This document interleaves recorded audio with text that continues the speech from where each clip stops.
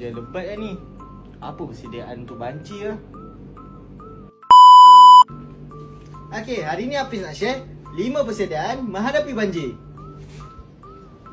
Yang pertama, dapatkan maklumat daripada radio atau TV atau media sosial berkaitan dengan banjir. Yang kedua, pastikan bekalan ubat mencukupi kepada yang mempunyai penyakit kronik. Okey dah.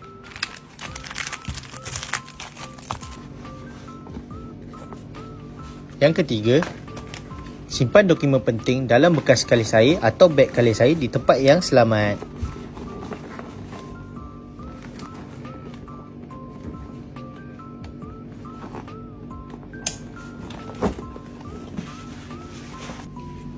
Yang keempat, sediakan barang keperluan asas seperti headlamp, torchlight,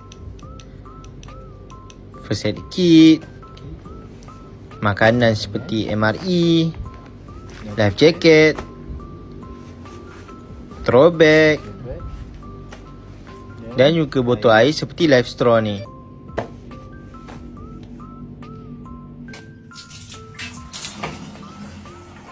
Yang terakhir sekali, pastikan bekalan air mencukupi untuk penggunaan minuman dan juga masakan.